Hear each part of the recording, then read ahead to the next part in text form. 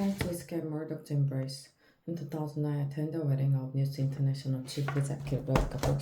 The ceremony took place by a lake at a country estate. I stood next to TV presenter Pierce Morgan, Prime Minister, TV, while Paul Deck, the eliminated editor, was a few yards away. The promoter was closer to the action.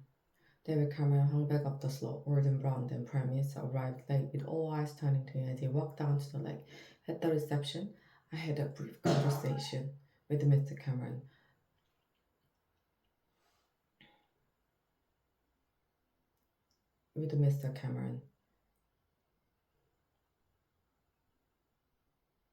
I said I hope he would not win the upcoming election, but that if he did and if he wanted to have to improve political debate and standard in the press, I would support him.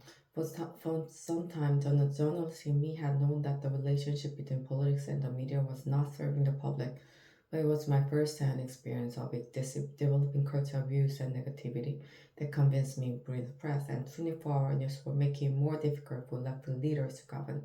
It's got worse, hasn't it? He said. I replied that he would be a much stronger prime minister were he to take office, not feeling he owed anything to the big media groups.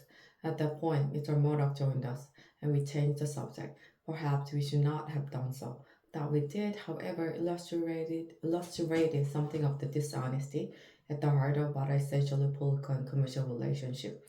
It is not easy to do what Ed Miliband, Labour leader, did last week, make himself an enemy of some of the media's most powerful forces. He was right that Labour got too close to News International, but he was also right that given the media bias against it, he knew why we tried to level the playing field. In my own defense, and as my diary shows, I argued for some years with Tony Blair that we needed to act on the culture of our media. At one point, he ticked me off, asking that I not make my views and so obvious in front of Mr. Murdoch, his son James, and Lexington, then chief executive of News International. Ultimately, Mr. Blair thought the press had become a problem, but that given all our other priorities, people would not understand our taking them on. He also thought it would look like revenge for the fact they had turned against us, and there were political considerations too. Trying to govern and win election is hard enough without the press being against you. I accept that for all of us, at times media support was something recorded at the expense of positions of principle on media issues. But that trap has now been sprung.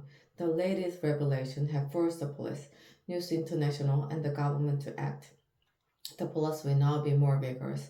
News International will continue with their kamikaze crisis management, which one day will be studied as a textbook case of how not to do it. But the most important developments are the Prime Minister during inquiries into press practices and the new system of regulation. These mean we now have once-in-a-generation opportunity for new settlement between politics, the media, and the public. Nobody can argue that we have the press we deserve. Pressured by technological change, a dominant strain of Britain's media has gone into a spiral of decline, in which this scandal is only the most dramatic development. Mr. Cameron did not look comfortable announcing the reviews. He has a personal relationship at stake, and given he hired Andy Curtin as his communications director, his judgment is too. Already the backlash from part of the press has begun as they seek to maintain that anything but too-sleep self-regulation is an assault on a free press. But Mr. Cameron must stand back from all of that and ask himself what is the right thing to do. He did some of it last Friday. The judicial inquiry should be far-reaching. The news of the world is far from alone the use of dubious and illegal practices, as widely ignored reports from the Information Commissioner have shown. Part of Britain's media reminds me of the trade union before Mrs. Thatcher. They feel untouchable. As I say above, Labour could and should have done more to deal with the fair beast. But just as the MP's expenses scandal emerged from the failure of Mrs. Thatcher's government to tackle MP's salaries, so the system by which she showered honours on editors and owners, a practice to which we put an end with a rule that no serving editor could be honoured, means she too has something to answer for. Whatever the past, it is Mr. Cameron who must lead the country to a better place. Mr. Miliband has shown himself capable of playing a good and principled part, and so should the public. Ultimately, political debate will only improve if the public want it to.